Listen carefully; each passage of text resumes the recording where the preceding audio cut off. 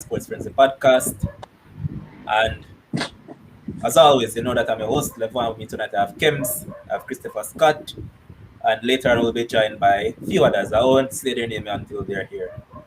But before I go on any further, or as a matter of fact, I'm going to wait until more people join because I have to give a huge shout out to Bobby Simpson and Top Rock Sports. But I wait until a lot more people join the stream so I can do that. Um, Kim, so I'm going on your side. Everything good? Yeah, brother, everything good. Yeah, Chris, how is it? I'm good, I'm good. Long day at work, but give thanks same way we have life. Right way. So we're going to look no further than starting with the Jamaica Red Cap boys. They faced Guadeloupe earlier on, and as you know, what's his name? Bobby Reed contracted COVID, so he was out of the team. The coach decided that he was going to start with Corey Burke in this one, and he went with basically the same 11 from the first match, in which a lot of people disagreed with because Michael Lecter is not a footballer. Amardel seems like bug. he's more fitted for a centre back position, to be honest, because that man can Yeah. be a developing left back, not a left back at all. And I saw him in the championship, and it leads me to think one thing: is it that these men are comfortable playing around better players, and they can't help to grind or find better chemistry with different players from different clubs or things like that? Because a lot of these guys in the Jamaica team, they look awful. Even Daniel Johnson that I've seen for Preston on numerous occasions, and this man looked like a world-class box-to-box midfielder for Preston. In this setup, he looks lost, to be honest. He does. But Kems want to beat a particular baller. One of Jamaica's own, arguably the best Jamaica footballer there. He's right now talking about none other than one Leon Bailey.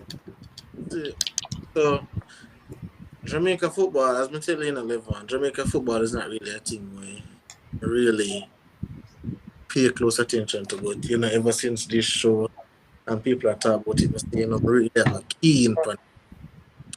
So, Leon Bailey now playing at the Bundesliga. And I don't know. Probably a me. Probably I don't know about game. Probably have something with my eyes them. But honestly, the man no look Bundesliga quality to me. Him just all.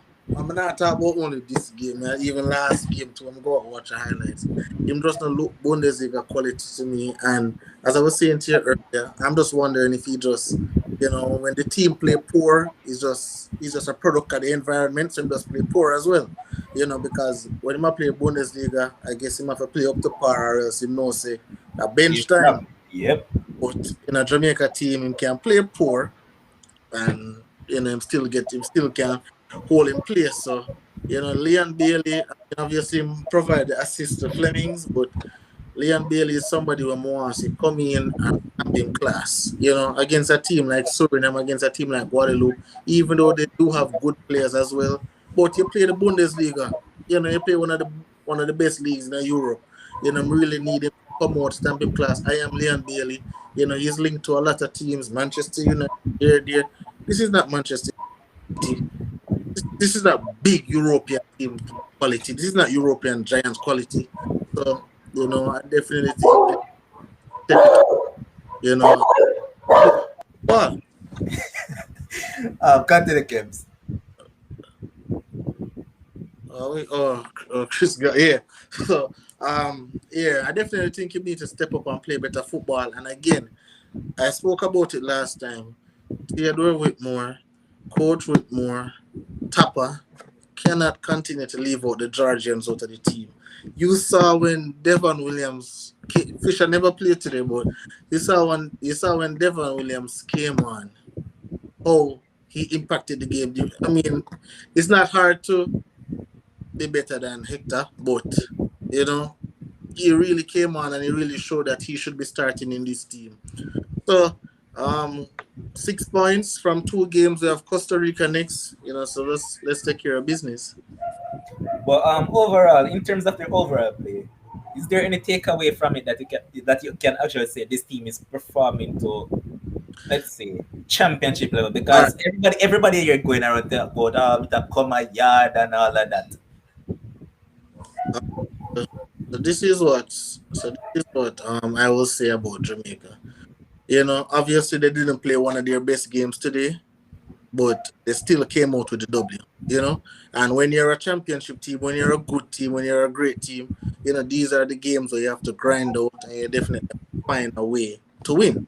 You know, and a lot of people obviously say, it's coming home. The camaraderie in the team, and this is one of the best Jamaican teams they've seen and stuff.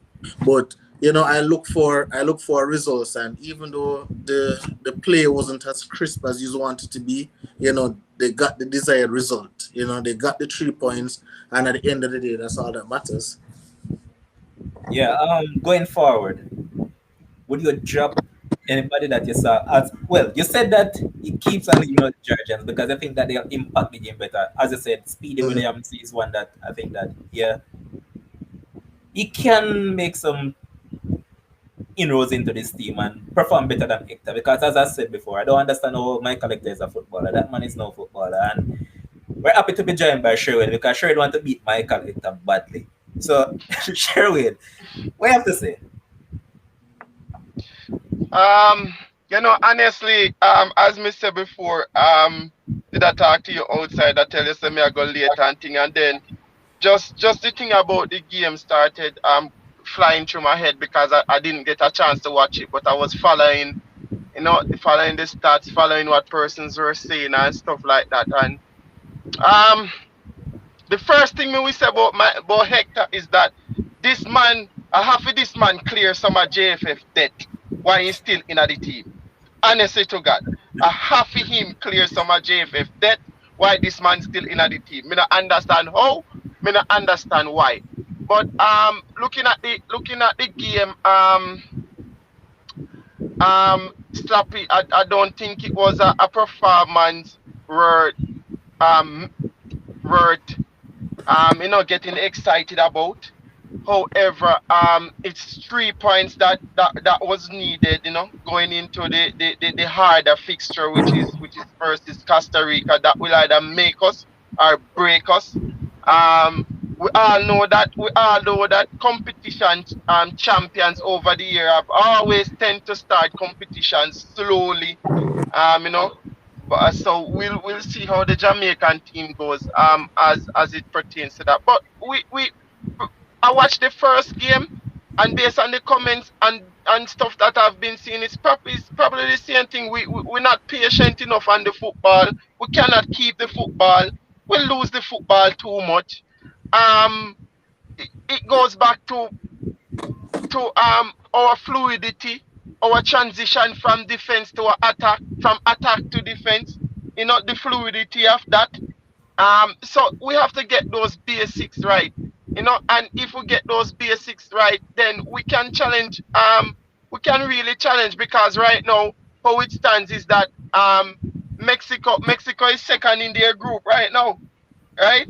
And it's probably a possibility that, because I think one of the easiest route was to avoid playing Mexico until the finals.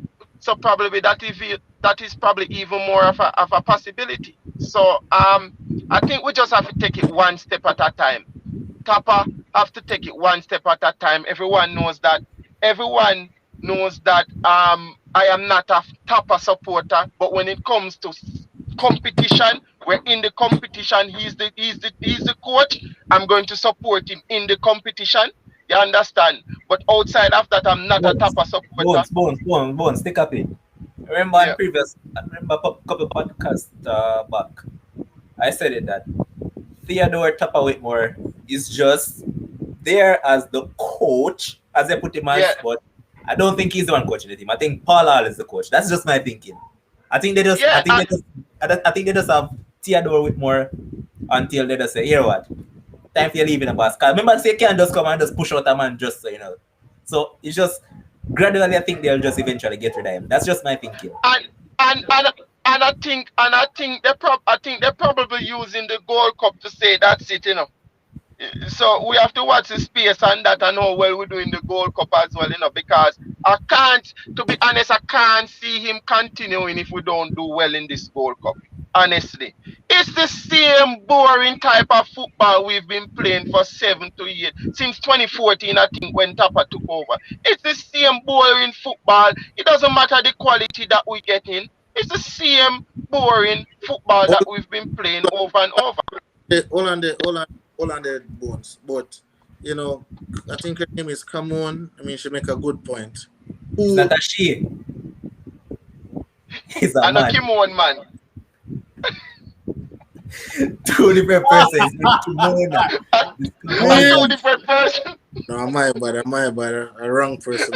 My bad. The man start, But yeah, man, you make a good point. You know, you make a good point a while ago when he must say, Hold on, it's a she. look, you see what me I tell? I am a girl. Oh, You see what me I oh, a Kimon. tell? On, Is that Kimona? no, come here, say, come on. Yeah. So anyway, as she said, the JFF, who is the JFF going to get? Who they can't afford anybody else. So, as much as which one you prefer, board? Let me ask you a question. Which one you prefer? You prefer attractive football with no results, or the football where them a play with results? Brother, for the last 8 years, we not get no result. What kind of Well, result you talk about? well, One goal, a gold cup final. Eh?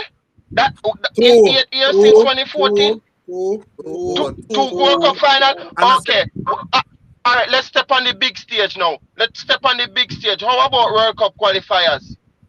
Big stage. How about World Cup qualifiers? That predictively over the years we have been somewhat favorites to qualify and fail miserably in that sense. Eh? And Tapa wasn't No the man. coach. There Once is Tapa was not the coach in 2014. It was Winfrey Schaefer. so who took over after? But stick a pin though. Halfway through. Sure, I'm going to ask Chris this question. So Chris, I've heard people saying that the last time Jamaica played quality football was under Winfred Schaefer. Do you agree with that, or is just blasphemy? I'm not going to say it's a blasphemy, but we weren't necessarily playing attractive football, to be honest. We weren't. Yeah, that's true. We were. I think we were just bigging it up because of the fact that he's a foreign coach. I think we get too excited when it's not somebody that is from here or who has played here. I think that is the difference with a lot of our thinking. Because if, let's say, even though obviously it's not going to happen, let's say Jose Mourinho decided to come and coach Jamaica and he only goes to one finals within 8 years. You know what people are going to say? Well, at least we went to a final. Why this man have to draft Jose Mourinho? No, I'm just kidding. No, I'm just using. All right, let's say Pep coaches Jamaica, right? And he gets to one final within 5 years. We as Jamaicans are going to say, well, he got to a final. No, not me. Not me. A lot Not of me. did I Chris, say Bones? Personally for me, Bones? hold on, man. Personally for me, I don't give accolades for getting to a final. No. When I go a final, you're supposed to do Yeah, something. but we never mention on the name, You realize me not say Bones, me not say Levan, or the jump Yeah, on because the that's the Jamaicans. We are Jamaicans, so that's No. Muda call on the name. But Winfrey Schaefer didn't do anything special, Tapa went to the finals as well. So It was not quality football per se. It wasn't. But the players And that we have. Hold on the bones. And also, the same Mexican team that we lost to in 2015 in the finals, we beat them in the semi-finals with Tapa. So you get what I try to say? It's nothing. There's no difference. Literally, there was no difference with Winfrey Schaefer. Nothing. The problem that we have with this team, one, there's no scouting, and two, where is the linkage between the defense, the midfield, and from the midfield to the forward? Where's the link? There's Then none. that me I say we don't have no transition. Why is it that you're putting a box-to-box and a so-called defensive midfielder in a 4-4-2? And the Which, defensive but midfielder cannot play. Why is Hector in the squad? Alright, Starting no, at no. Which, hold on there. which at Hold on there. Fulham? Hold on a sec. Hold on a sec. Kims is trying to bring us a point. What do you No, think, Kims? no, Bones, you can talk. You can talk, Bones. Go ahead. No, no. I just a comment me did I make panning point say with if Fulham used to use Hector or Chelsea as a CDM, they use him as that. So Nope. so, They so how the we Chelsea, so the how we Chelsea even use my collector. The man Alright. get loaded about 50 million times. Alright, so let me ask you a question, Chris, because I see you harping on Hector, and I see Bones harping on Whitmore. May I ask both on you? Give me some. You guys weren't here when I was talking. Well, give me some insight on the Bundesliga baller. The baller. Remember, the baller that Jamaica go through hell and high water to cover get that all. to play for Jamaica right now. Who is supposed to come in at Jamaica side, walk in at Jamaica side, make a difference, stamp him class, show that he is quality. Talk about that baller and why he is unable to stamp his class on this team. Chris. All right. So I hear you're trying to beat Mr. Leon. I'm not even beating him. No. You said he's not playing Bundesliga football. First of all, Is he? Hold on. Chippy Bailey does not play on the right in the Bundesliga. That's the first thing. Stick up in. False. He does play on the right hand side. His resident position, Levon, is a left winger. Liam Bailey does not play on the right. Typically, he's a left winger, yes, but all right. And then second of all, hold on. Second of all, which Bundesliga standout in international competition? Because there's many international competition happening now. Which one of them can you say has really played Bundesliga football for their country? All right. You want me to start list them out? Yeah, list them out. No, I'm asking a general question. Yeah, man. And I'm going to just flip them off. Joshua Kimmich, Manuel Neuer, Leon Goretzka. Manuel Neuer was playing excellent in Euros. Did he play poorly? No, he never played poorly. Robert Lewandowski, who had one of the poorest support, that man played very good in Euros. Yes, right? that's true. Jadon Sancho, the one game that man played very well in Euros. So why I get that? And again, Patrick Schick for Czech Republic. She was excellent. She Czech was Republic. excellent. She was excellent. Yeah. So that's what There's another guy too, man. There's another guy. Fosberg Yeah. Emil Fosberg for Sweden. Come Forsberg. on, man. I'm asking you a general question. Why you think I am legit trying to beat them? I'm asking a general question. I see what you're getting at. That's the point. And the thing is, Chris, and also, Chris, the thing is, I'm not even gonna say, okay, Leon Bailey for the Bundesliga football, but when him dropping at the side, I want to see a difference. I want to see that this guy is playing at the highest level. That's what I want to see. That's all I ask for. All right. This are the thing. This are the thing. Hold on, Bones. Kims, I'm glad to bring it up. You know why? You remember when people normally criticize Messi, they're saying that Messi is the big man for Argentina, so Messi need to step up for Argentina when it matters, right? Definitely. Leon Bailey is the big man for Jamaica. Leon Bailey should step up for Jamaica and prove him quality. But this is a question now when me go ask Levan. At the same point, me did I go make, but did I twist it? Just a question me did I ask. And Messi me did I bring up, So the question what me I go ask now is, does Messi bring out the best in his Argentina teammates, or does Argentina bring out the best in Messi? Which one? The first one. Perhaps the first one, not true. Yeah, Messi bring out the best in his Argentinian teammates. Yeah, and that is exactly what we expect Leon Bailey to do. When I hear Jamaica name called amongst the international media, it is Leon Bailey. All right. Right? No people might not agree with this, Kims. All right, go ahead, Kims. No, man. You finish, man. You finish. All right. I'm going to point out one thing, and a lot of people might not agree with me on this. You know why Jamaica is suffering currently? I have nothing against this Blade Turgot guy. Nothing whatsoever. Because, yes, he's a decent winger. However, Jamaica trying to fit in Blade Turgot on the left-hand side is also weakening their strength by having Leon Bailey play on the right hand side. As I said, that Leon Bailey tend to play most on the left hand side. So in essence, instead I was of saying the exact same thing. If you But have somebody that is not playing their resident position, which is under, I mean, if you're a But he winger, can you play can both. play both team. But if you're not playing on your strongest side, you're gonna look ordinary. No. So Hold they on. could.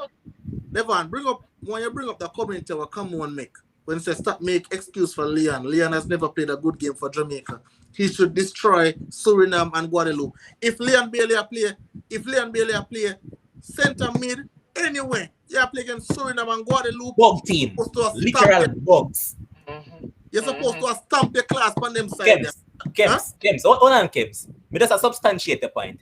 Yeah. We're talking about a Leon Bailey who scores peach against Bayern Munich. When I talk about Leon Bailey, we run this beat up some little crop from down some places. Yeah, true. What about this man we are playing against world-class defenders on a consistent basis in Bundesliga? When I talk about no little Fenke baller, so against these crop teams, come on, man.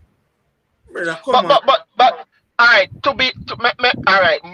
Me know we are beating him, but you know me life we try to find a little bit a leeway give ball of them some of the time, except Hector, right? Hear me I say no. To be fair to him, before the competition start, probably about 2 weeks, me did I watch a video with the manager, in father, if you want to put it like that. And the video did I say the video was a training video, and the caption of the video was returning from injury. So I was wondering if at that point he was injured before he came into the national team. All right, Sherwin, So- I'm glad that you bring that up, because that's the only way I'm going to give Leon Bailey the pass mark for this, because I've heard rumors that he has a toe injury. So if he's actually playing with a toe injury, then I can probably see with that. But I mean, Yeah. if you're injured, coach, put the man on the bench. Yep. That's all. Once you are on the field, like, I don't really care about injury. Once you're on the field, you're expected to deliver in a way that helps your team. Kems, you're right. Because if you go on the field, it is expected that injury or not, you're on the field, we expect that your quality will be shown. It's not you sit down on the bench because you're injured. And You understand me? nobody here is discrediting it that Leon Bailey is No. Jamaica's best player. Nobody No, down. you're just saying that he should be playing better with the opposition. Yeah. That is what we're then, getting. And the but then thing is, again, go back to your thing now, Christopher, with which part him a played. Is it that we are so narrow? Is it that not we, but is it that the coaching staff is so narrow-minded that we have to stick to 4-4-2 and we cannot develop a system to fit Leon Bailey in with the guy that you're talking about, Levan, and I for us think to play and it goes fluently back, and good football. and it goes back to what Kems is saying about Bundesliga football. The system that he's in Leverkusen fits him better than the system, because, to be honest, and I'm saying this, I don't want nobody kill me, but Jamaica has no identity in terms of system. What do we have as a system that is really going to bring us forward? There's no system there. Brother, So at Genk and at Leverkusen, that there's a system that he fits in. There's none. And sometimes that also contributes to his poor performances as well. It's not necessarily a bad player, but the system is right. Go on, Kems, go on. Let me see you burn up. No, man.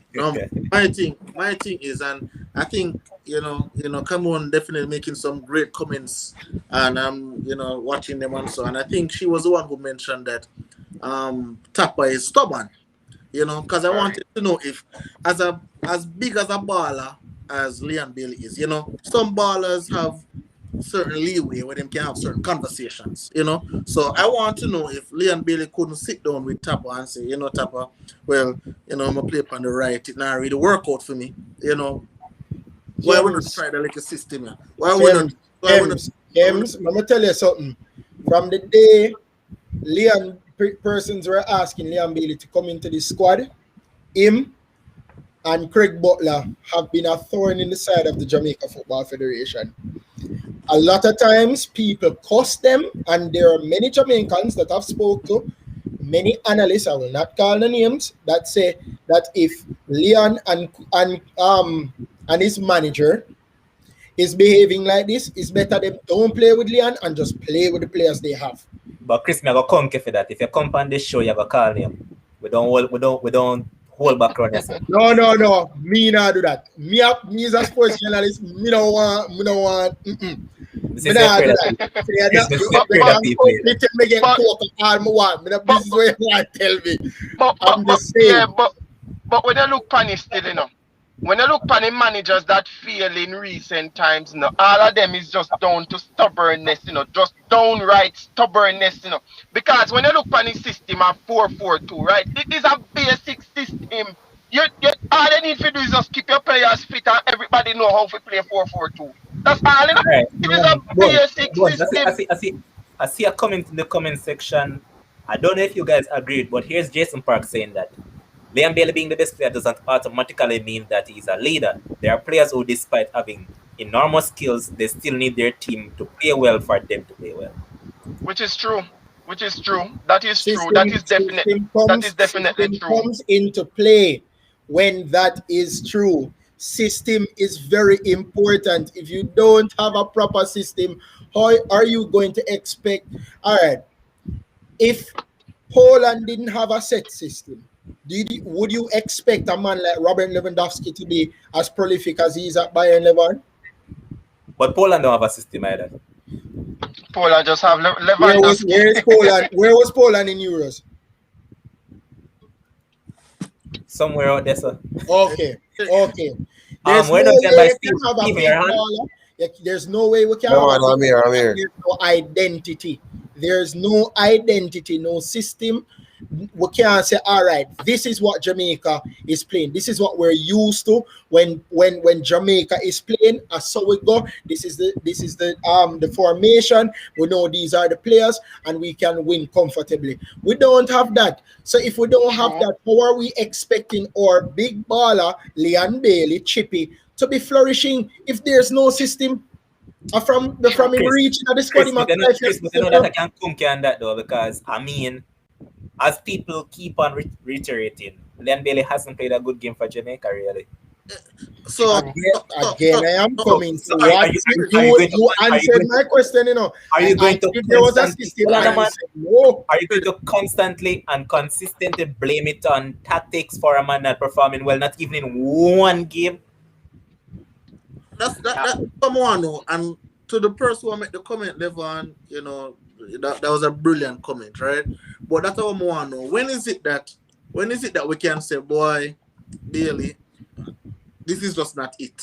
When is it that we can say that? Because we have been trying to find excuses all night. Or when play upon the right, or the tactics, or this, or that. When is it going to be up to the footballer himself now for take it upon himself and say, boy, me really have to play better. Me personally really have to play better. Me about two injury, me about this and that. But he as an experienced baller in a Euro, him just have to do better for the team.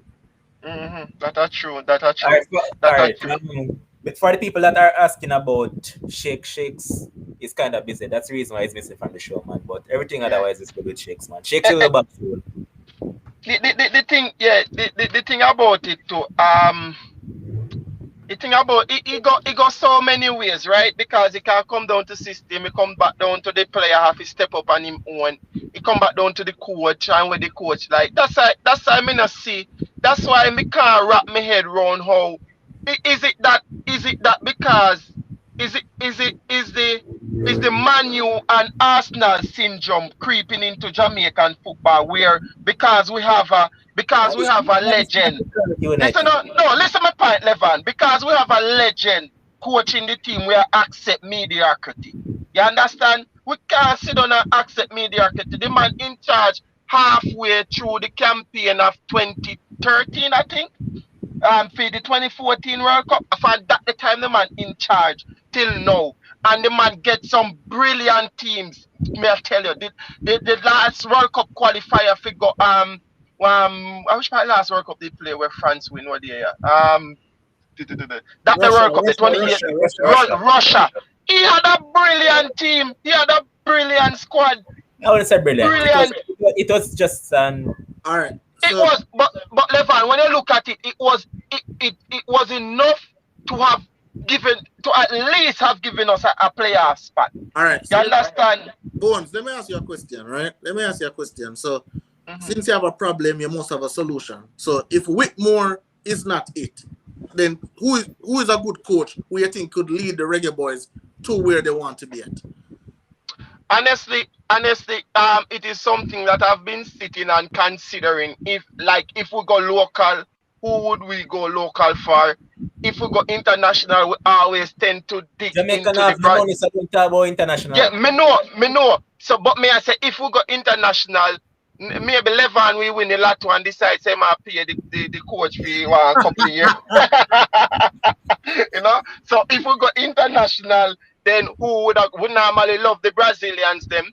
But locally, like right now, me want to see the Sherwin. Keep it realistically. Kim's asking a realistical question. The man did Okay. that answer. Exactly, and the man cut me. All right.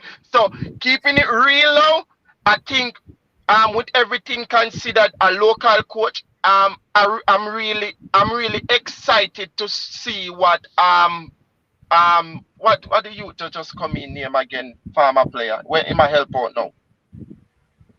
Oh, Paul Hall. Paul Hall. Yes, why name a slip me? Yes, me excited to see the kind of work where I'm gonna do with the team. The feedback when me I get so far outside of the private feedbacks is that he has been doing really well. The players are adapting really well to him, and his methods are really different from what they are used to, you know, and he's pushing out the best in them. So if I'm going to say move away from Tapa, I would probably be looking in that direction right now, you know, supported by a strong local coach. I'm going to kick away that argument. I'm going to kick away that argument. You know why? Yep. Paul Hall is the current assistant of the team. So if they're taking on to Paul Hall ideas and they're taking on into him, why does it reflect in the team? Not because Theodore Tapa Whitmore is the coach. He listens to instruction from Paul Hall as well. Because as a coach, you can't just be at the school and don't listen to your assistant. So of course he's taking Paul Hall instructions. And if somebody, why is it that we're not seeing an identity? Since as a claim that they're listening to what Paul Hall is saying. But at the end of the day, the buck stop with the coach. So if the coach say a 4-4-2, we are gonna play.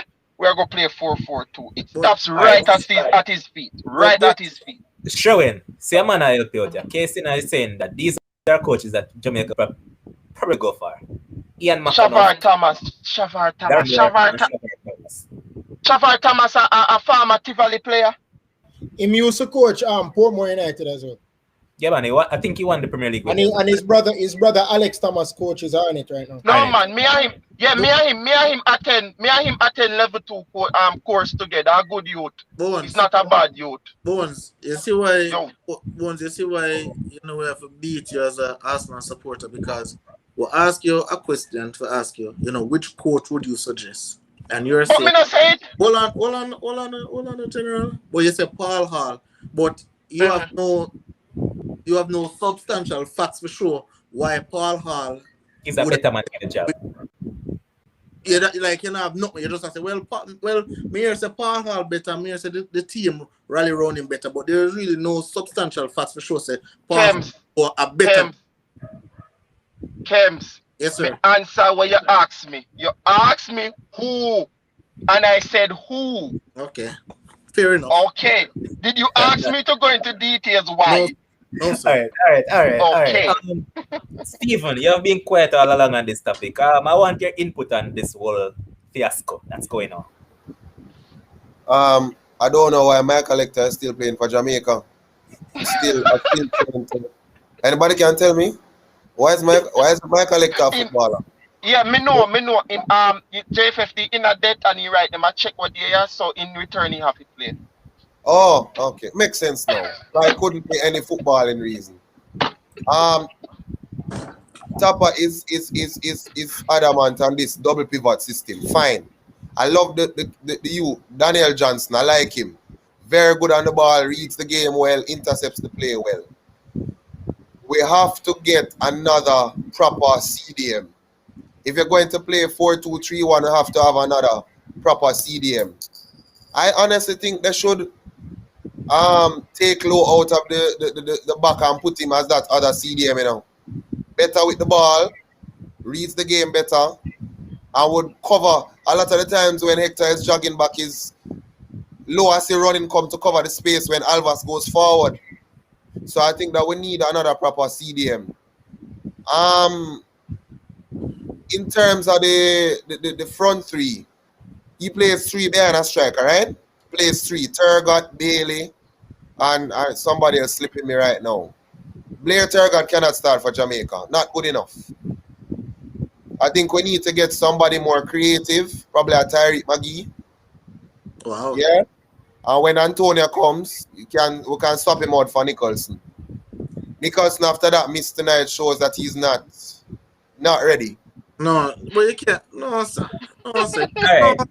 All right. The man a beat. No, man, the man beat, no, man. You point out one thing that I agree with, and that is the point that I was going to make before you had said something, Kens. Blair Turgot, as I said, decent 1v1, but you see his decision making in the final third, boy. Sometimes I was like, yo, why saying somebody beat the man, and then when they make the final pass, you just pass it back to the next man. This man will take on our 3-4 players, kill our 3 or 4. When if you come inside and pass the ball now, boom, that shit way. So I understand where Steven is coming from, but Kems, you're going to take on this point about Nicholson. What are you going to say?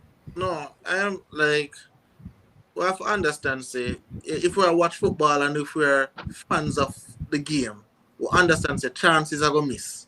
Look on chances. Well, I know look on chance of miss or there. People are going to miss chances. If that is your reason why Nicholson up for the end of the side, we need a better reason than that.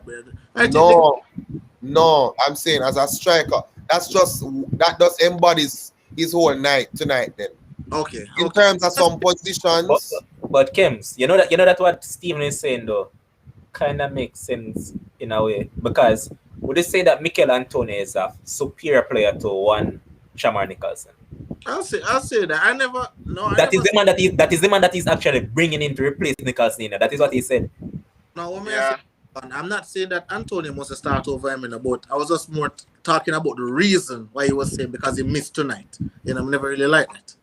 No, man, not the one chance. Everybody will miss chances, but the positions he got himself into, the decision making. To be honest, I think the front players of Jamaica, Paul Hall, Theodore Whitmore, they need to do something about decision making. Leon Bailey, you have been talking about him from night. I've been disappointed with him in terms of his decision making. I saw he ran down the wing and he had 3 players and there's one Guadeloupe player in the box and he picked out the defender. I mean, his decision making a lot of the times we expect a lot better.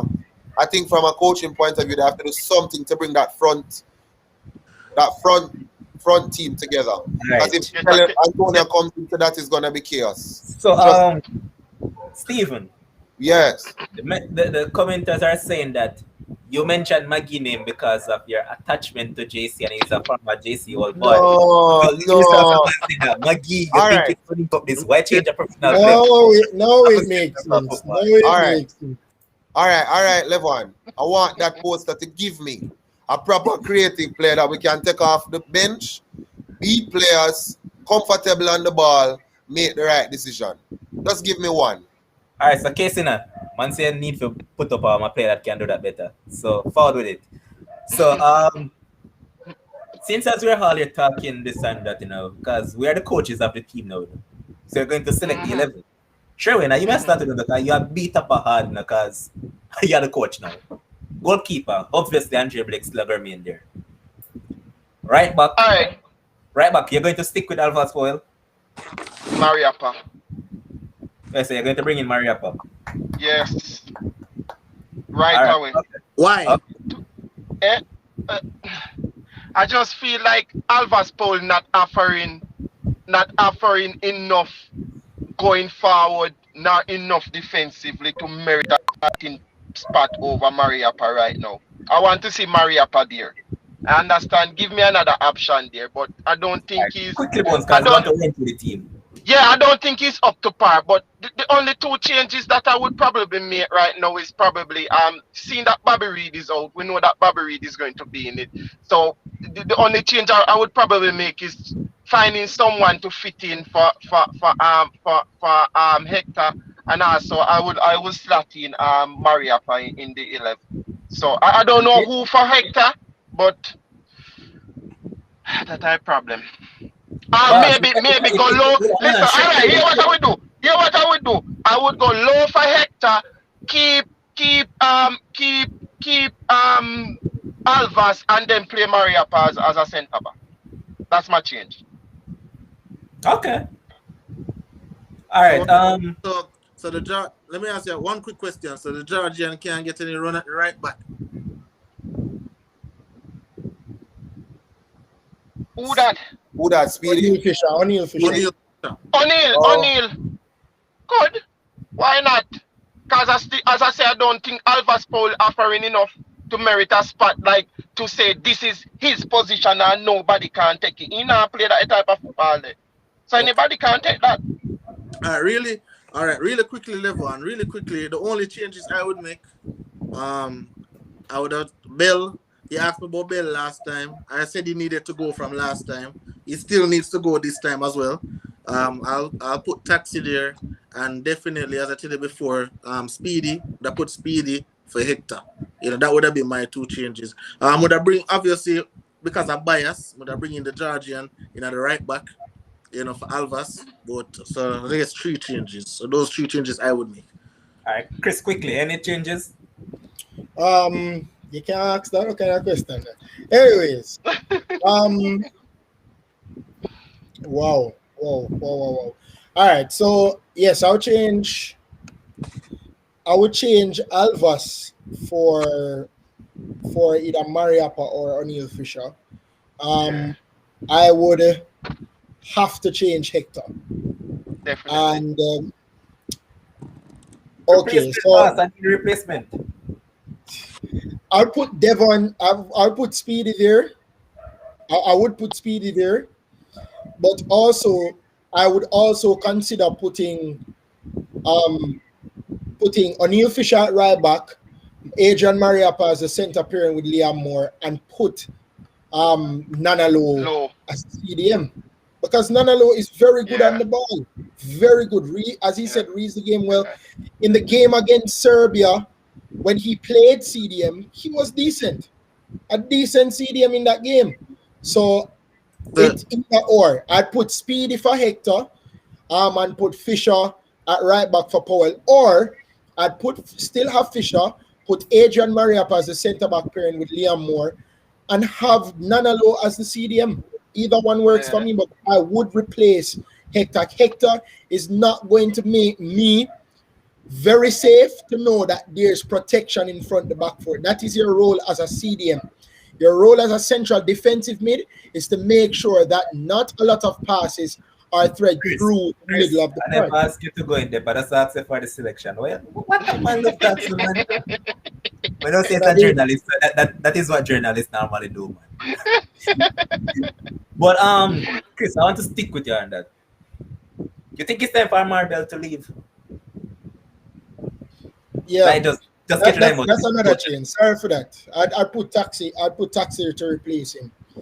Yeah, that's I want to change him too. Yes, I don't think that there's any link between him and the wingers. You have to have a link between you and wingers overlapping. When do you overlap? When do you stay back? When do you pass it to him and run quickly up the wing? I mean, Maribel does not do that. So I agree with you, Jermaine Watson. Flip the team with JC and George's players and get them for the coach. But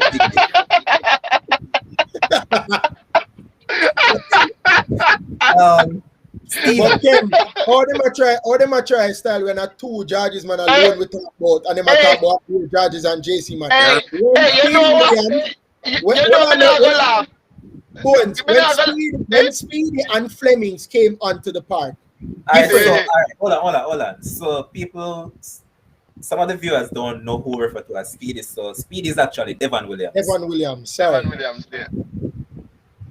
But yeah, But finish Chris before I go to Steve. yeah, like I said, Levon, there is no link between Amari Bell and the winger. And I'm sure if they decided to put Leon Bailey over there and still have Amari as the left back, there's still no link.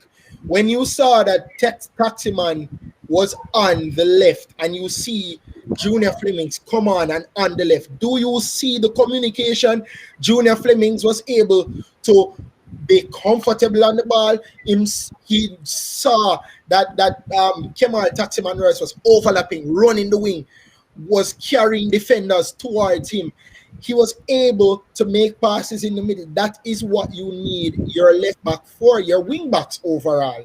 And there's no link between Amari Bell and the winger. So, yes, I think he should be dropped and Taximan should be there. Steven, any changes? Yeah, man, basically I agree. Bell has to go. Hector needs to go plant Yam at the back of England. We can get Alvas is not doing himself any justice. Fisher right back. And again, probably I'm being too hard, but I think we should try Andre Gray. Premier League striker, can hold the ball up well, makes good decisions. I think we can give him a try for the next game. Put Devon Williams for Hector. Okay. Going forward, I'm going to make these suggestions to JFF. Select that player that has gone to FC Kukariki in Serbia top division, Norman Campbell. Don't leave for the man out of the squad. And the man that has gone to FC Kopa in the Slovenia League, that's Kaim Paris. I can't see for the life of me why this man wasn't selected. This man was the leading goal scorer in the second division of Slovenia, and he has since earned a move to a top division club in Slovenia. So, if you want a number 10, Kaim Paris is there. But Tapa does not like those players, though. I don't know why. Doesn't like those number 10 creative players. I don't know why. And that is the problem that we have. The creative, we need creativity. That's how you have the link between the midfield, the defense, and the midfield and the forward. If you don't have creativity there, how are you going to be progressive? None at all. You can't be progressive. So ESR in a trouble then. Can't play for Jamaica. Suriname is leading Costa Rica 1-0 as we speak. That's good. Before we move on, I just want to give a shout out to Top Rock Sports and Bobby Simpson especially. Big up yourself, Bobby. Yeah, man. Man pass through and make sure to donate them to Sports Frenzzyy crew. Yeah, man. German jersey, Joshua Kimmich. You know, I hear that today. I love that today. You're so free of that. A Portugal jersey, Bruno Fernandes. Come on, we have to show them up, you know. Boy, Bones, I'll get excited about that one. French jersey. Yes, man. Put it down. And then send me that link to that person there that come. I'll buy one jersey from them. That's the word, man. Just link me and then I'll get through. And then Kim's will surely get excited about this one. Yes, sir. Sancho! So, yeah, we have to just give a huge shout out to Bobby. Big up yourself, boss, man. And big up Top Rock Sports GA. Bless him. As you do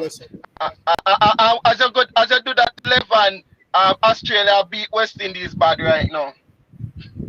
They're beating them bad right now. Of course. I'm going to talk about something.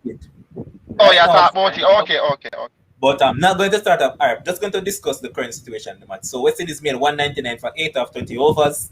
They're led by a very good innings from one Evan Lewis, 79 of 34 deliveries, 4 fours, 9 sixes. The lower order was awful, man. Very awful.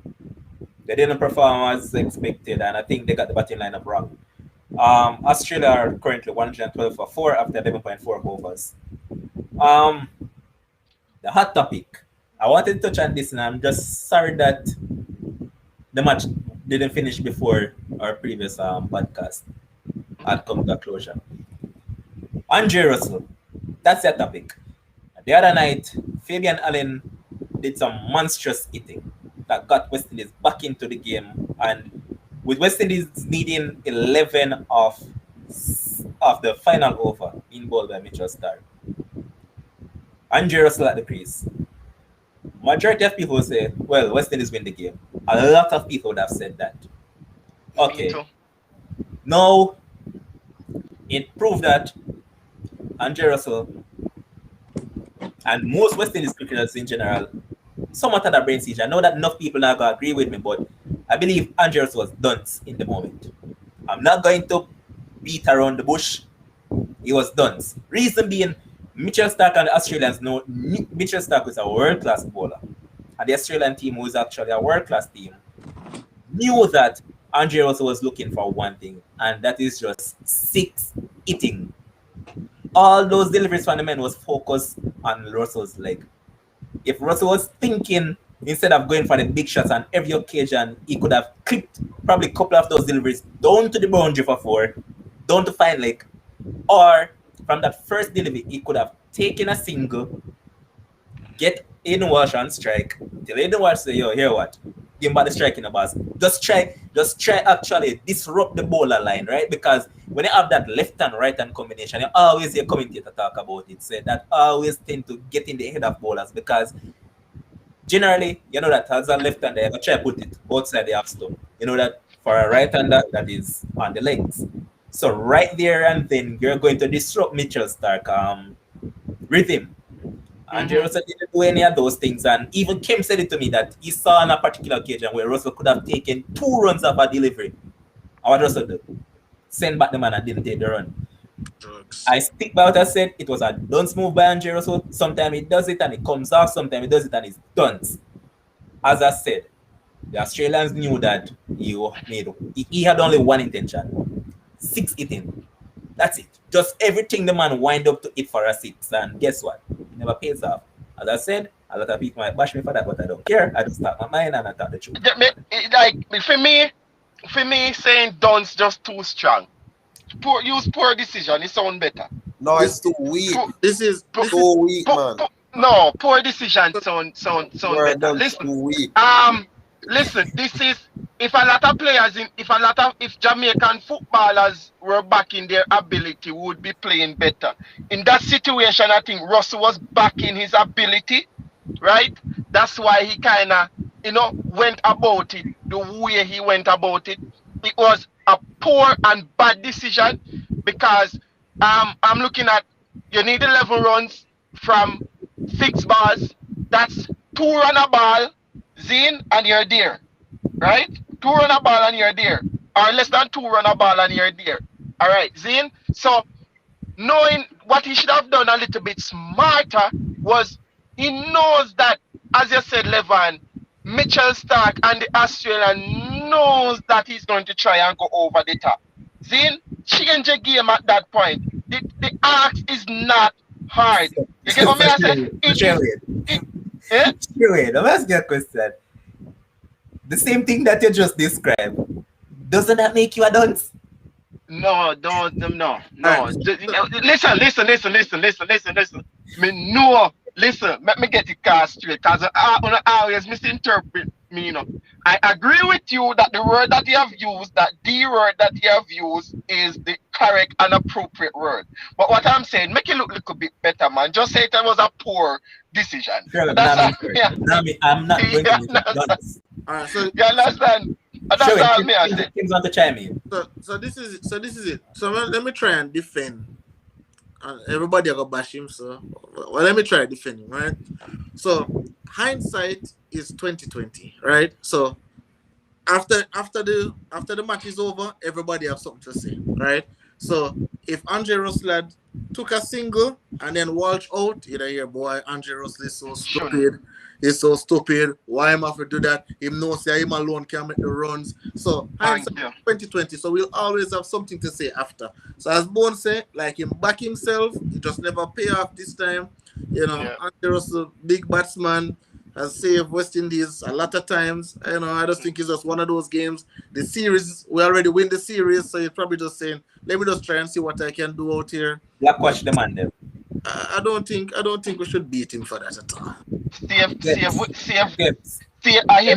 Kims, don't tell me crap.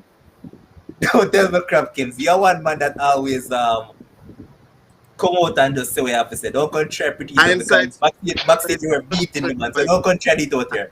Let's point out that Costa Rica is now leading by 2-1, 2 quick fire goals, one by Joel Campbell, the oldie, and Celso Borges, an ex-old man as well. Okay. Bones, you remember Joel Campbell?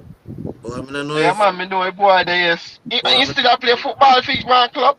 Which part in there? Yeah, man, he still play football, man. Joel Campbell quick, you know. Yeah, man, he's Yeah, playing for man, Monterrey. quick man. He's playing for Monterrey. Oh, okay. But Uh, let's look at it now. Keenly, because Kims backstage you were saying something different. You come out here and try to defend the man. Yeah, Don't yeah, I'm going to attempt to defend him because, you know, if Russell had pulled it off, we would have been singing a different tune right now. We would not be that's saying, true.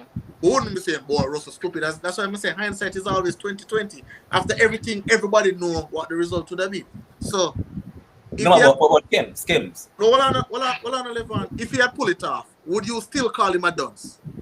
If you pull it off, brilliant. But if you don't pull it Yeah. off, you're a done. That's why I said the word too strong. It's not Levan, Look how the I get word that. too strong. What should I get that now, Sherwin? You tried it, right? You see that it's not Yeah. working. So, all right, give him a pass Yeah. off the first delivery because you see it's the first delivery. Cool. Let's not say it anymore. Second delivery, you try it again.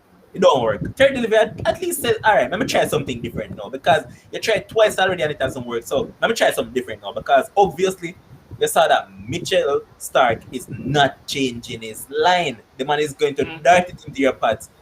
You being a cricketer with sense. That's what I'm saying now. Don't necessarily have to give the strike over to Walsh or anything like that. What he could have tried is Clip it that and clip run the some ball. too. Clip it Yeah. because Sherwin, you notice how his stance is? He stands to Mhm. wind up and go for the big hit. What he Yes, can yes, actually do is yes. probably clip the ball off his legs, boom, 4 runs. Yeah. No, but not only that. Anything to the boundary where the fielder pick you up at 2 runs. Anything to the Exactly. pick up at the boundary at 2 runs. You still make him a point, boss. Yeah. I'm going to bring in Stephen now, because Stephen is a huge cricket man now. Stephen, don't move or smart move. Imbecilic, preposterous, daft, asinine, all the big words. Idiot, dunce, I don't know. Somebody come with some worse word to backside. But Levon, you said it, you know. If you look at good cricket sense, the man was on the long on boundary and deep mid wicket. He had a huge gap there. The man was Yeah. bowling on his pads. Clip it and get two. Aiden Walsh is a quick man. Andre Ross is a quick man. If you see after the first 2 balls, you're not getting the ball away, Stark is going to hit at your pass because if you miss him, length him, know him gone. Nothing no hard in it. Even after 3 balls gone, it's still stupid move. Was shocking to me. I bring you back to a situation, Stephen. Well, on the 1 minute, I bring you back to a situation where I think Russell did that back himself quickly. The last World Cup, Craig Brathwaite, last over the innings, Zane versus New Zealand, how he back himself. You know, that few out of the park and 6 after the last ball and almost got it.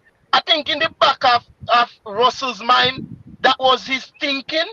And you know you can't fault him for that for your backing ability. No, Sherwin, no.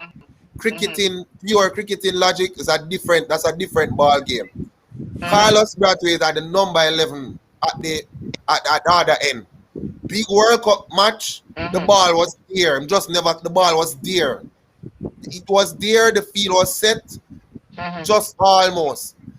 Andre Russell had Aiden Walsh is no rabbit with the bottom, can at least get a single or so. The field was set for it.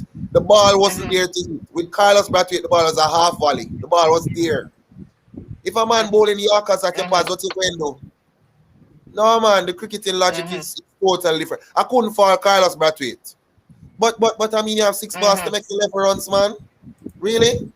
Come on. Right. Chris, Horrible. I want your views on it because I think you're probably going to say what Basha wants you to what. What is it? I thought it was not a smart move at all. You know, the match that I think Bones is talking about, Sherwin, is the match against England, not New Zealand.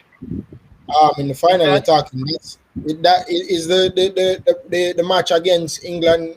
In the finals, you're talking about when he hit the. No man, 50 over. No man, World Cup. New Zealand. 50 over. 50 Oh, 50 over, 50 over. over. Yeah, 50 Yeah, over.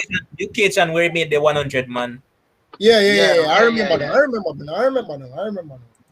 So yes, I agree with Levon and I agree with Stephen. It was not a smart move.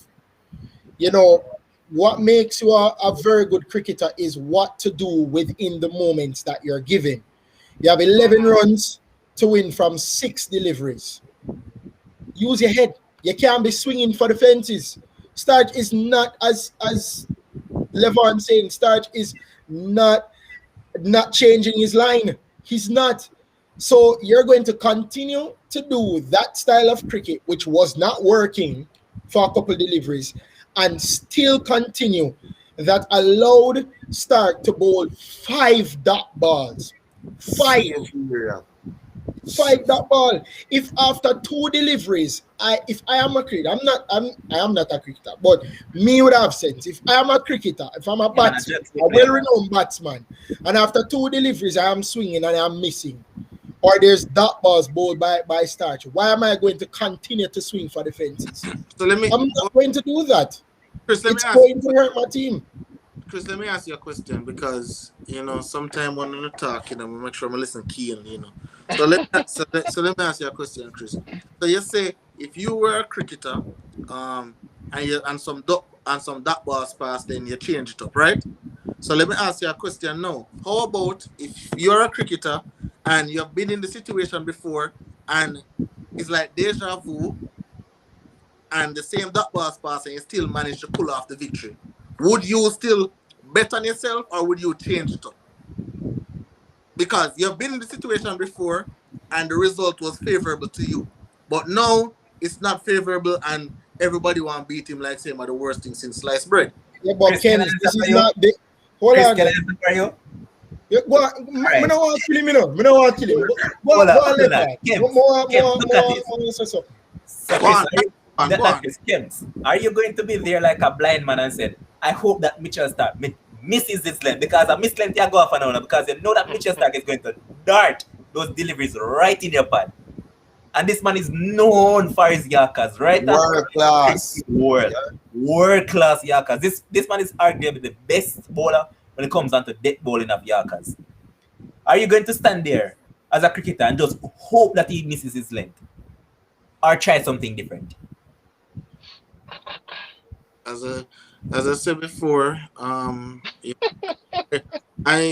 used to play cricket, so I kind of sit in the moment what Andre Russell was trying to do. As I said before, it just never come out.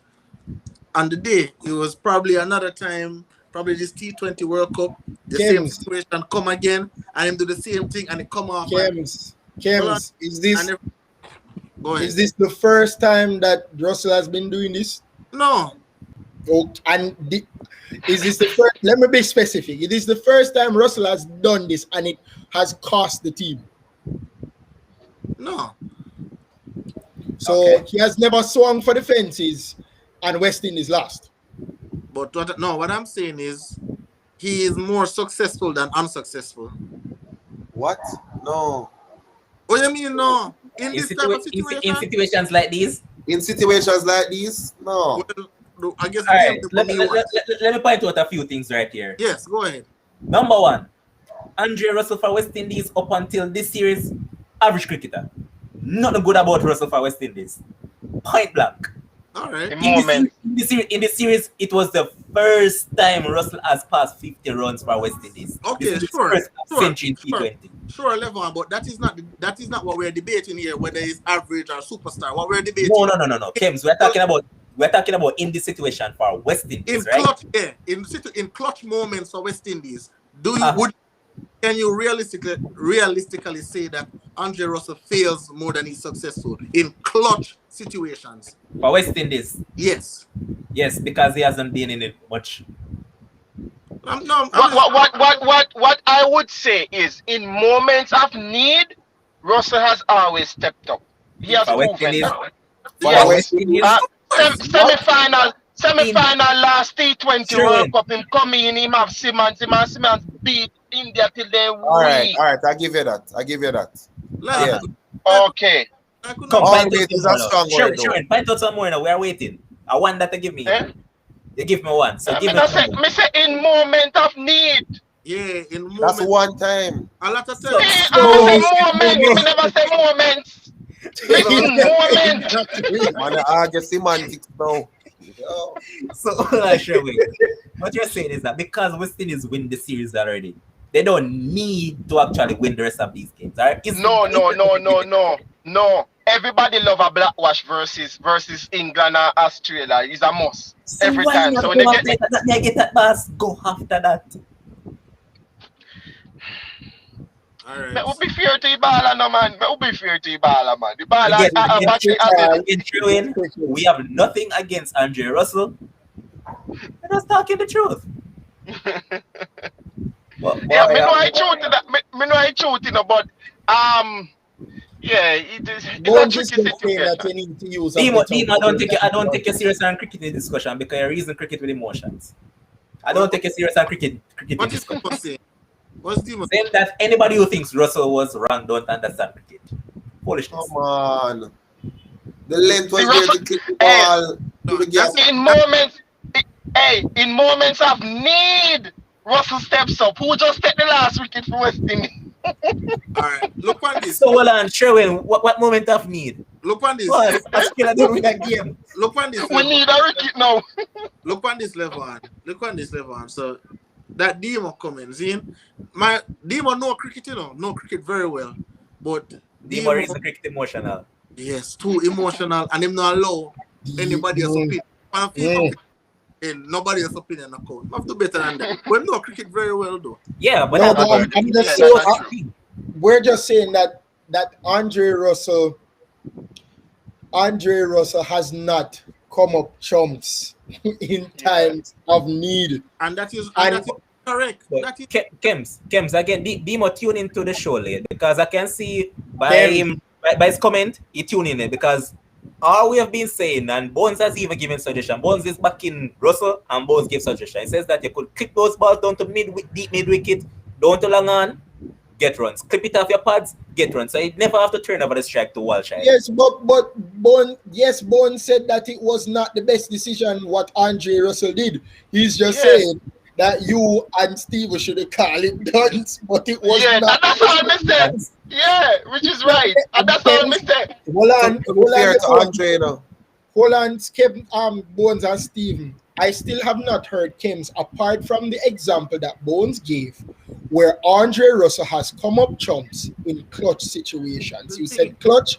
May I wait on other examples? And me not hear none apart from the India game with Lendl Simmons in the T20 World Cup. May I wait? the thing is there's a large Arsenal. None. Kems, me no want hear no explanation. Chris, from here, Kems, there's a large Arsenal, saying gonna because Arsenal not that. So. I went since Kems get so diplomatic. When since Kems get so diplomatic. No. Demo, are you crazy? Are you sick? We're not sick, boss man. He seems as the one man face our 60 deliveries. He could have done that. Clip the ball to the boundary before. Clip the ball for your two. Nobody has answer Demo, what me say is the man go face all 6 deliveries by clipping the ball to the boundary and pick up some twos. That's all. Pick up your 2, come back. If you put it on your pad, clip it again. You're not half year go for no big shot to win a game. 6 balls to get 11 runs. So Sherwin, let's not pay any more attention to Demo. We're giving him too much airtime. Andre Russell finished his quota. Hold on, Andre Russell has finished his quota. That's 4 overs, 3 for 43. So he went at basically 11 runs per over in this game. But still pick up 3 wickets. You see? Oh man, can't beat him, man. Chris Gayle, 3 overs, conceded 9 runs with an economy rate of 3. No wicket. Brilliant. Remember now, Sherwin, it's when it comes to T20 cricket. You have to take wickets in. As long as you're economical, you don't have to take wickets. Well, some my time you need some wickets. I can score 199 for 8, and you can score 150 without loss from your allotted overs. Me still win the game. Yeah, but nobody take wickets. Me still win the game. So you understand? Chris, how realistic is that, Chris? Come on now. Kems, we still away for the example. I know you're not giving the example. Alright, so let's move on. So we're going to jump off the cricket pitch because obviously Russell can't handle Mitchell Stark and he didn't have a clue what to do. So we're going And he my biggest backer. this is where we're going to touch now. We're going to touch on the tracks and we're going to talk about the men and women 400 meters, discus throw, triple jump for women, and the 800 meter for women. So first up, we're going to start with the 400 meter for women. As you know, the fastest time of the year has been run by Christine Mboma with a 48.54, but she has been since banned from the event by IAAF for whatever reasons. So that leaves Shawnee Miller-Weibo out front with a 49.08. The person that was actually in third, that is Beatrice Masalingi, has been removed as well for whatever reason. They said that the testosterone level is too high. So that being basically removed from this event. And in fourth place is Ating Mu, and Ating Mu is currently not in the 400 meters. She'll be partaking in the 800 meter. And that leaves us with the fifth place, Stephanie Ann McPherson from Jamaica, and then we have Quinera Hayes from the US. Quickly, I'm going to start with Chris because I think Chris will soon have to leave as well. So, Chris, in the 400 meter for women, this is a chance for Jamaica to get a medal, don't you I think? was hoping for you to start with Kems, but Kems are the track genius, you know. All right, so this is our best chance of getting a medal, I think. I still have, well, Shawnee is running the 4 and the 2, right, Kems? That's what she say. But I don't see. But that's what she say. Well, you think she's just running the 2? I think she just running only one of them. I don't know which one, but I think she's only 400 running. meter she run, and it's the easier gold medal in the 400 meter. Yeah, if she chooses to run the 4, I think she's gonna win. The schedule too brutal for she run. Yeah, it is brutal. It is brutal. It is brutal. So I think she should run the 4. If she does, then I think she's going to win. If she runs the 2, I'm not so sure about her winning the gold at all. Second. I'm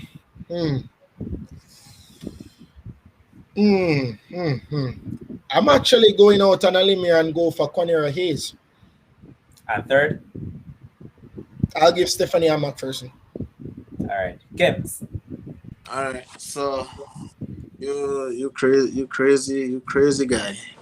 Hell no. There is no way in hell Quinera Hayes can beat Stephanie McPherson. Right now, as Stephanie McPherson said out of her own mouth, she is in 48 form, 48 shape, and right now she's getting a lot of attention from her coach that she was never getting before. So she's happy, she's ready, and obviously fastest Jamaican.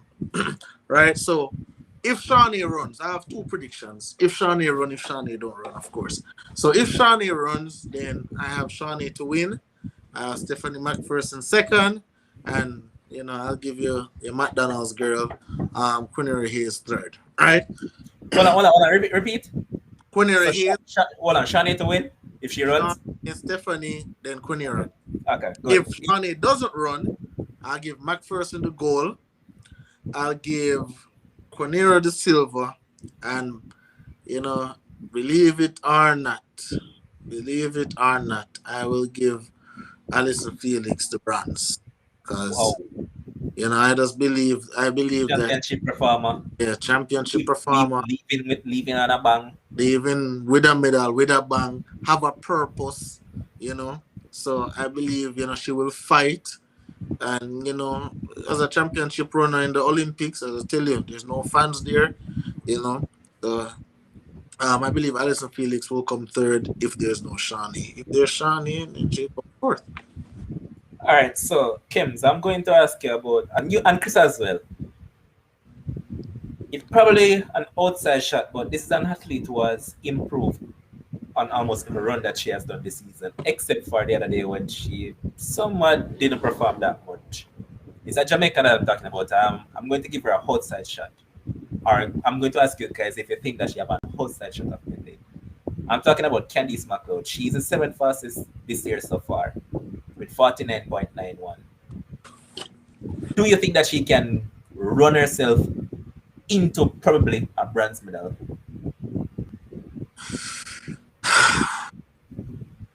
The Jamaican in me would say yes, but if I'm being objective, no, because while she is running herself into shape or running herself into contention, there are others there, as I said, the Alison Felixes of the world who has been there and done that. Obviously, it's Olympics, anything can happen, but I just don't see ever making the finals, ever finishing top six. That would be a good accomplishment for her. But I just don't think it's her time right now. Probably the luck probably go away. Somebody false start, somebody get hurt. Probably then she can sneak in. But all things being equal, I think she'll probably run a personal best for sure. But in terms of winning or medaling, no, not at all. I don't. Chris, agree? Yeah, 100%. I think it's wonderful that she's running 49.9. It's good for her, but when you have a championship running Alison Felix, that's a very decorated, one of the most decorated athletes in Olympics. Um, you can't count out Alison Felix. I do have Alison Felix in my top four for the 400 meters. Okay, I good. don't think So, Kevin Chris, is I just going want to point this out because you know that after each podcast, I actually write a post with all our tips, right? right. So, as Kevin's pointed out, if Shani doesn't run, you're going to promote Quinera as the gold medal, Um, or do you want to revisit your prediction? no. I have to revisit because Kems is right. He, her coach now has really been focusing on her, and I think what her problem was that the focus wasn't necessarily on her, and that was the major problem. So you And put the him in fact that first stage now. I do. I'm not gonna lie. Sometimes you have to rethink it. But I do actually have. If Shani runs, I do have actually have Stephanie Ann getting the silver. But if Shani does not run, Stephanie Ann will take the gold for me. I think Conera will get silver and Alison Felix to take the bronze. But if Shani does run, it's gonna be Shani, Stephanie, Conera, and Alison. Okay. Um, no, the 400-meter men. Third place at US Trials was the fastest man this year so far, Randolph Ross. And it could be said that the reason why he looked so lethargic somewhat at the US Trials was that that he had a long collegiate season. So he came in that meet with um, a lot of mileage on those legs. And this is the man that Kims know as well because I've seen Kims post about him, and this is a natural talent. You see it right there. You see the talent within this youth. And then we'll have a Michael Norman running into shape, second fastest this year with 44.07. The fastest year has been Randolph Ross at 43.85. Then we'll have Michael Cherry at 44.35. Then down further, we have Isaac Makwala of Botswana, 44.47. Then we have Steve Gardner from Bahamas with 44.47. And you know that they can't leave out the man himself, Wade Van Niekerk. So when you factor in all those athletes, I'm going to start with Kims on this one. How you see this one going? All right, um, so Ross, right? Um, he went to HBCU, so that's what I know about him because I follow HBCU closely. For those who don't know, that school. But no, again, this is big dogs territory. This is not NCAA. This is not indoor. This is big dog stuff, right? And the man to beat is definitely Stephen Gardner. No, that man is not. That man is not losing. That man is not losing. If you notice, that man don't put a lot of mileage on his body. You'll see him probably one or two races. You'll not see him run 8, 9, 10 races, not at all. But championship time, he comes up, he runs with a lot of heart, very, very, very strong runner, and I think he's going to win. I don't see I don't see Norman beating him at all. And I know you probably say, well, his times are not so impressive this season. I don't watch time. I don't watch time at all. I watch performances. There was a performance that he ran against Michael Norman, Michael Cherry, all them smoked them, right? So I have Steve Gardner winning. I actually have Michael Cherry for second because knowing Michael Norman, if he's not winning, he's not running through the line. So he's going to ease up, and Michael Cherry is going to clip him for that silver, and then I have Michael Norman for the bronze. So you're going to write off the world record holder totally. Most definitely. That man just coming from injury, just getting back into shape. Now, probably the World Championships he'll make some noise, but at this time, I tell you, it's big dogs moments, and he's not ready for this one. Not even Kirani James, not even him. Um, Chris, All right. Okay. So I'm going to count out Wade Van Niekerk for the reason of fitness. Fitness is going to be a big problem for Wade Van Niekerk. As a matter of fact, Kems, if you remember, Wade had the major injury, came back and got re-injured again. Yep. So I don't have Wade Van Niekerk. I actually have him in top four. I'm gonna be generous to have him in top four, Top but four? don't. Yeah, actually, like I said, I'm gonna be generous. Have him in top four, but I don't think he's gonna win a medal this year. I actually have I actually have Stephen Gardner winning this one. I do think that he's so easy when he's running the 400. Sometimes it looks almost like a joke, to be honest, but he runs easy. But I have Stephen Gardner winning. Actually, going to switch. I'm not going to have Norman winning the bronze. I have Norman winning the silver.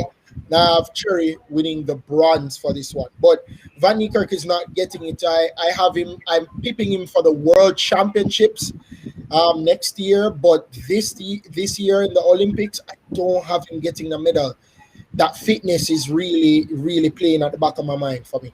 Trust me, Levon. If it was like sports day or fun day, then he probably could have done something. But Olympics, I'm gonna big people something with this man. You can't. You have to come here in your best shape, and he's not in his best shape. He's probably Maybe 60% right now, 70. maybe running through the runs might I would want to see where his fitness lies, but for right now, no. His fitness, like I said, he was injured. He had a major injury, Lavon, and was coming back. Looked pretty decent. Ran under 20 seconds in the 200. Had couple good 44s, 44s, low 44s in the 400, and got re-injured again. So his fitness for me is a very, very big question mark. One thing that I personally disagree with both of you with. I don't think Michael Cherry is medaling. Yeah. I have him totally out of the medals. So we have there. All right.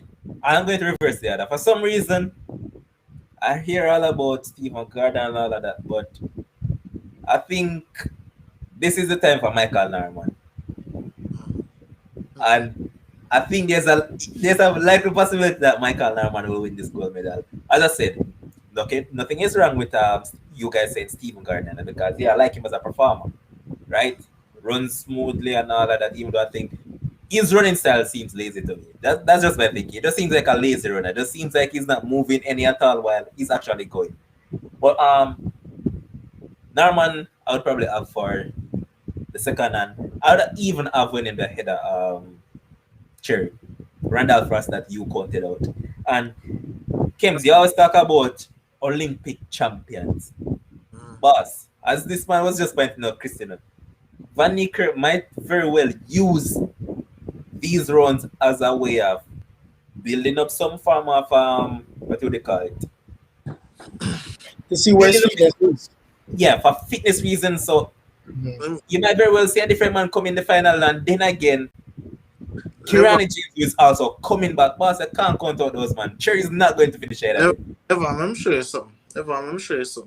You see, if I'm supposed to promote Wade and Kirani, I will be disrespecting these Norman Michael Cherry, that man has been running great since 2019 when the Olympics was supposed to keep in 2020. That man was ready and in shape. So you're going to tell me that is either you're going to tell me say Wade is either going to tell me say Cherry regress and Wade progress, or because I don't think Wade can progress further All than right.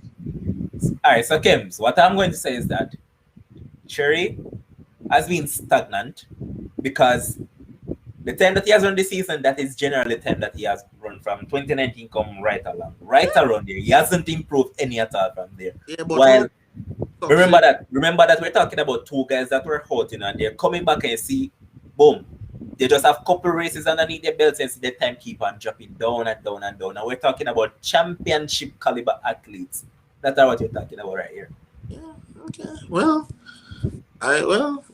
when you make your predictions, we'll be here to see what's going on. Yeah, but you'll see, man. We're now going to look at the 800 meter for women. As you all know, the fastest time this year has been run by Mu on the US track over there at the US trials. She has run 156.07. Second in the world at this point in time is Rosemary Almazana from Cuba. She has run 156.28. Third in the event is Natalia Goul. She has run 156.44. In fourth is Geta Chu, and she's from Ethiopia. She has run 156.67. Then we have an athlete from Netherlands. Her name is Blankers Cohen. Hold on. No. Fifth in the event is Laura Muir of Great Britain. She has run 156.73. Sixth is Gemma Reiki from Great Britain as well, 156.96. Seventh is from US Kate Grace with 157.20. And in eighth place is Keely Hodgkinson with 157.51. So Jamaica made that awful. Natalia Goul. Can she get it this time around? no chance. Why? Let me tell you with Natalia Goul now. And a lot of people might not like it, but Natalia Goul, she goes into the race with a plan, and as the race progresses, that plan is no more. And for me personally, I think the Americans are going to sweep this event.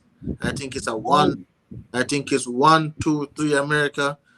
No, I don't think Gould probably come fifth or one of them places. But Natalia Gould, she has steadily improved, and really proud of her. Jamaicans are really proud of her because I believe the last 800 person that we have had significance was Kenny Sinclair. So really proud of her. But at these Olympic Games, or at major championships, she does always seem to fall short. Probably the moment is too big. I don't know what's going on, but I think nobody can beat her.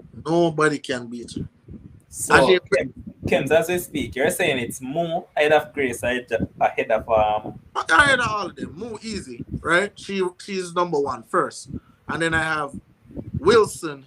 Aji Wilson. Yes, I have Wilson coming for the silver. And then when you talk go ahead, man. When you talk about championship runner, yeah, Kate Grace, she's going to the Olympics. Is she? Yeah.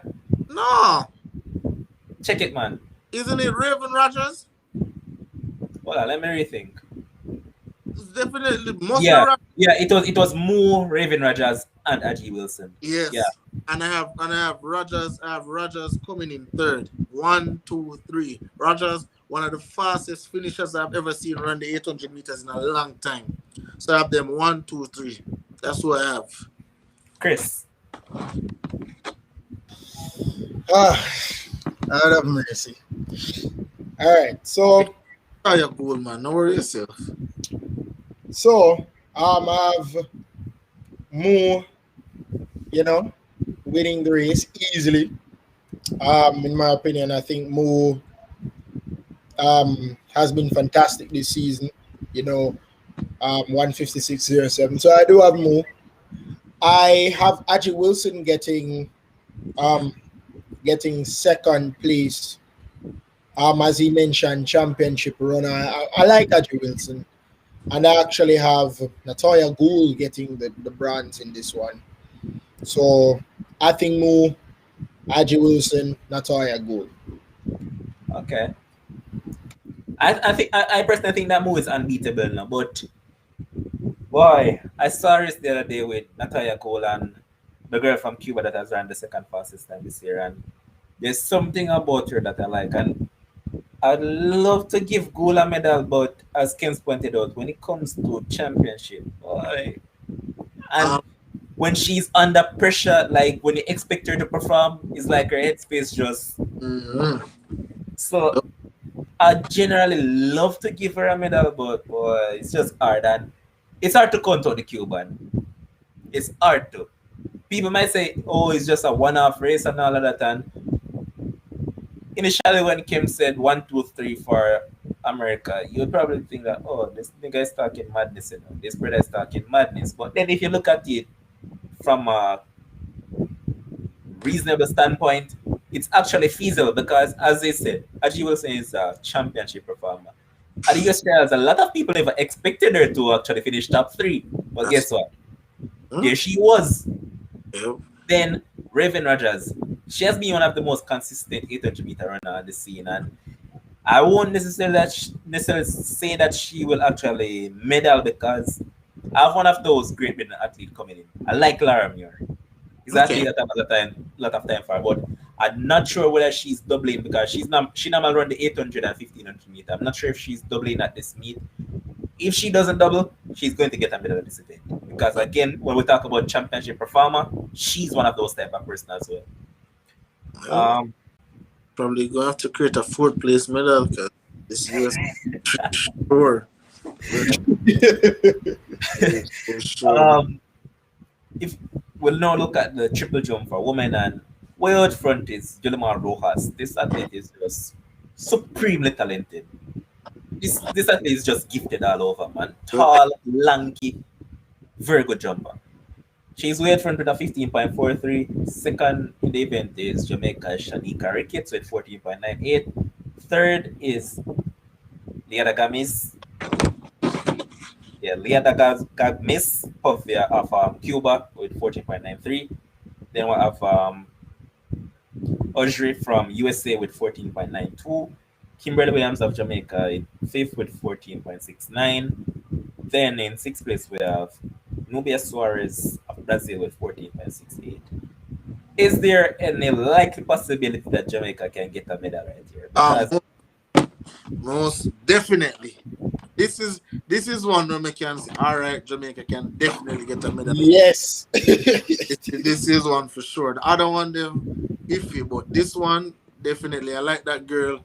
I like that girl Ricketts. I like that girl Ricketts for either the silver or the bronze. But for this show, I will give her the silver. I'll give her the silver for sure. I'll give her the silver. And actually, I'm going out and hold on. Did Kimberly Williams make it? yeah, I'm going out on a limb here, right? I'm going to have Jamaica second and third. wow, I'm going to have Jamaica second and third. So I have Roas winning. I have Ricketts second, and I have Williams. Third. I always like Williams. I think when she see Ricketts jumping well, and I think you can give her that added motivation. Yeah. Can just go ahead and get it. All right. Yes, Chris. Kems, me and you agree. Lord have mercy, finally. I think Yulimar Rojas from Venezuela. I just love her spirit, man. I love her charisma, her energy. Everybody was talking about Yulimar Rojas, and I was like, who is this person? But when I saw the 25-year-old Bridget, she's fantastic. So I have Yulimar Rojas getting the gold medal in the triple jump. I do have Ricketts getting the silver, and I do have Williams getting the bronze. I really like that Jamaica 2-3. So I don't think anybody's catching Rojas with that 15.43. But I actually do have Shanika Ricketts jumping over 15 meters Quick um, question. in Where record? this super jump. Where record goes? Not for me.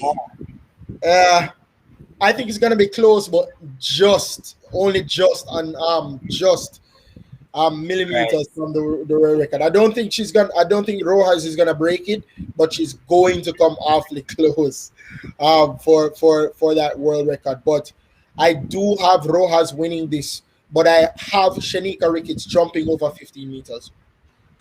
All right. So I agree with you guys. Top two, but your third place. I have Archie from USA getting the bronze medal. I don't think Kimberly Williams will get the bronze medal. I just don't see that. This girl has failed at multiple championships for me to actually go to the Liban collar. I don't see that. Well, Where's your patriotism, man? No. I don't use patriotism when it comes to sports reasoning. I drop Yeah, that. man, bro. well, this one. So I'm going to shut you up. You're going to say, Kems, I keep on And saying. nothing is wrong with that, I you know. wish a Lebanon lot of loves these that. Jamaicans at least shut me up. Yeah, he loves Yuan Blake that. is the main one that I want to come here. Publicly, you came here to scandal back the other night.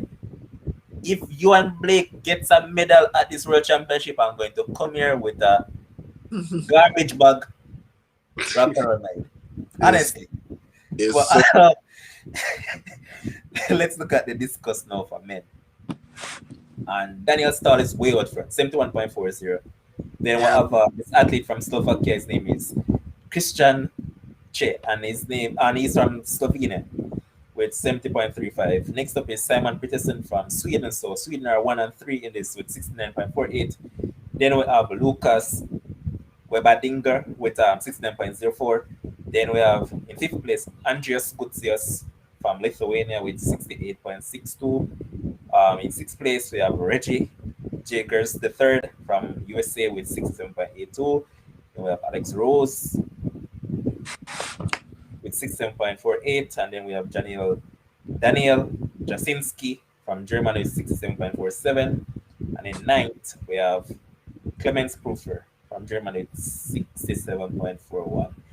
Let's point out that one Frederick Dakers is not anywhere close to, not even the top 20, if I remember correctly, in the world at this moment. He's 21. Exactly. So my $1 million question to both of you: no medals in this event for Jamaica, or do you guys see any hopes for a medal? well, so the last time I saw Frederick did an interview, I think he was talking about he was dealing with some injury to his throwing hand and stuff, and he said, he still has time to come back and da, da, da, da. But as I tell you before, this is not sports day. This is not a track meet at Stadium East. So you better come prepared or you'll get left behind. That being said, no medal for Jamaica in this one. Obviously, Daniel Stars is all the way out there. Nobody can beat him. So I have him number one, right? I'm going to go with, I can't pronounce his name, but Christian Che. That's his name. Yeah, man. Him. I have him for the silver, and I have Lucas for the bronze. Chris. Yeah, I have Dakers making the final, but I don't have him close to a medal, none at all. He's 21st in the world this year. that alone says it. So I actually do have Daniel Starr, but my placing is different. I have a Sweden 1-3 in this one. So the position in terms of the world marks this year, I have Christian Che from Slovenia getting the silver, and have Simon Peterson from Sweden getting the bronze, and Lucas just missing out on that medal. But it's a Sweden 1-3 for me. Okay. I'm going to say a few things before we leave, because this is where we're going to call it a night for the show in terms of every discussion. However, next week we'll fully gear into the Olympics because, as you know, it's right around the corner. So we're going to have multiple discussions on the Olympics because we're going to just run back through these events so people can remember that Sports Frenzy said we will get one particular amount of medals and all of that. You know? Yes, sir. Because we want to be the top of the top, you know. Yes, sir. Yeah, man. In terms of prediction, we want people can come back and say, you know, say Sports Frenzy tell you this though. Yes, sir. Analysts and Sports Frenzy know exactly what they talk about. So Makes that is what sense. we're getting at.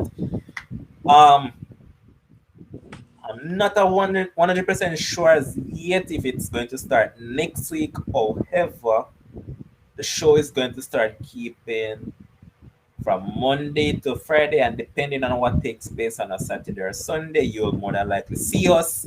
And we encourage females to come on the show, you know, because I don't know why you're all afraid of the camera. I've heard multiple females say, "Oh, but when this time come, I'm going to come on the show." I haven't seen any of you guys yet, so I'm so looking forward to seeing you guys joining on the panel.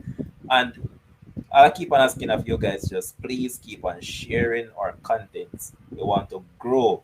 That's the key thing. And it's not just us that are growing. You guys in the comment section are growing because you may never know that someone might be watching the show and see in the comment section, leaving your thoughts and might say, person seems genuine like they know sports, and hey, there's an opportunity for you right there. So we're not just looking to grow us, we are growing you as well, our viewers.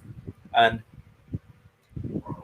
anybody interested in purchasing jerseys or anything like that, just link me. Just come across and just link me and let me know what team jersey you need, what number. If you want the name of the jersey, just link me. Never on trail on Facebook. From there we'll take it and then I'll make it happen.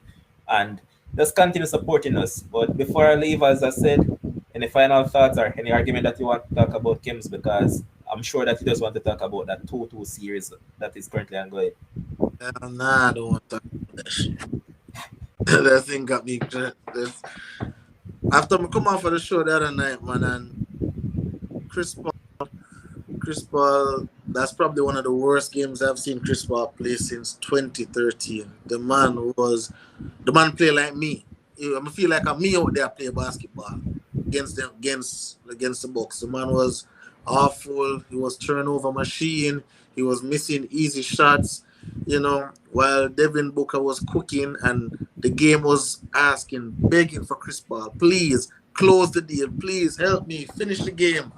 He just couldn't. He just was not a superstar that night. And he asked for a 4-year contract, and he's 36 right now. I don't know who's going to give him that 4 years because he doesn't deserve it. 2 years probably, but I still have Suns winning the series. I pick Suns in 5. Obviously, that prediction is out the door.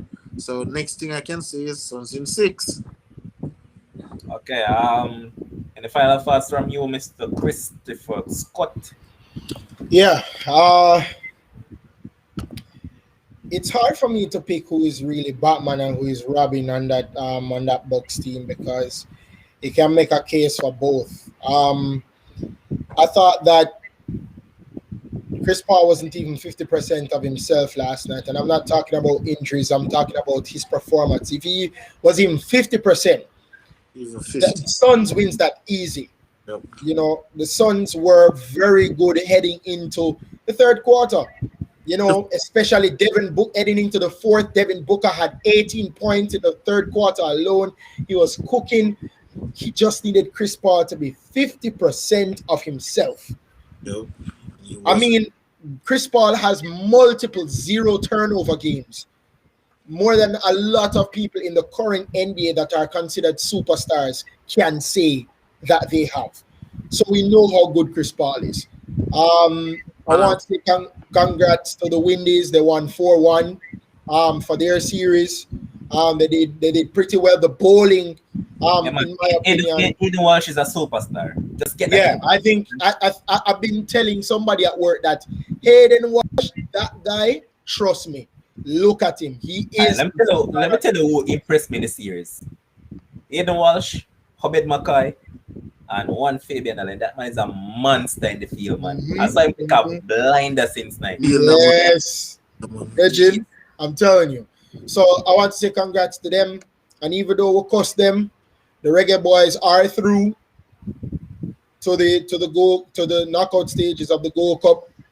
They did win their second game. So both them and Costa Rica are through because Suriname and Guadeloupe have lost their 2 games. So congrats to them, but they have to step up because, as I said in the last stream, many reggae boys say they want to hold on this trophy.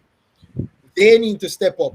Our star player, Leon Bailey, has to grab games by the shoulder, grab the bull by the hand and say, listen, if Unina go win it, me I go take the ball and score myself. Be a Michael Jordan. Be a LeBron James for the reggae boys for crying out loud. You have to step up and say, listen, I am going to win this game for us since nobody is trying. And if you do that, then people will say, yo, you know. But I have Suns in 7. I don't think they're gonna win in Milwaukee in game 6. I have Suns in 7. And congrats to the Windies and the Reggae Boys for going through. So yeah, that's my take. All right, Kim. So before we go, final thing from you. Elton say must address the city jersey business there because as a United fan, we don't approve that madness. Who said that? Elton Gardner. Oh, tell you what, going, man. England jersey are coming in yet. They want to support Sterling. So, but they have that jersey there from a little competition. Or they play. You know, them did use a Man City as they have a Sterling jersey. So, you know, you just wear it. But I burn the jersey I know still because we get a lot of backlash with some burn. Who says I like that? No, I'm order the brand new team viewer jersey, so it will be arriving soon. So you soon see. Yes, it's giving me a lot of George Best vibes. A lot of George Best vibes. I love it. You know what next week will be on the board that you guys will start supporting more often? Right across the chest. Sports Frenzzyy. Yes, sir. It's coming, man. Just a matter of time. Yes, But sir. want to say thanks to all our viewers, and this has been our biggest show in a while. We had over 40 viewers at the beginning and right throughout the football in discussions and some part of the cricket. As we started with the tracks, I saw it dip, but guess what? All viewers matters. We had Yes, over sir. 40 viewers, over 400 comments, and we just encourage you guys to stay for all the discussions, man, because we learn from you guys too. You know, those don't think that we stuck up on our own opinions. We learn from you guys too. So we teach and learn from each other around here. So Everyone keep come- on tuning to Sports Frenzzyy. Big up to residential analysts, Kems, Chris. Bones will run out for whatever reason. I think Bones gonna look cool, man. Just saying. But big up to the producer. Producer who was out there and making things happen. Big up yourself, producer. And again, once you guys need jerseys, just link me and I'll make it happen. Come on, man. We're not talking about too fancy business, you know. See them, man. Good things, man. See them, man. Sir. Yeah, man. And we have to show up the man because the United players, so we have to make sure so we show them up. Control. Yeah, man. We have That's to show right, them. which is right. And then see him way. Nah, lie still. This is my favorite out of all of them, you know. Nah, lie. Man, Portugal, bad man. The jersey bad, man. The green pan it just sick. It is. And this, even though I don't like the player here, because I think in start follow Neymar too much with this one bag of drop business, but So, France jersey bad too, man. So guys, once I need jersey, just link me up. I'll make it happen. Whatever club, whatever country, just link me and I'll make it happen. And just don't bother with foolishness. Just link me and make get the thing filmed. See? Until next time, more than likely will be Monday. See you guys. Until then, so long. Take care of yourself.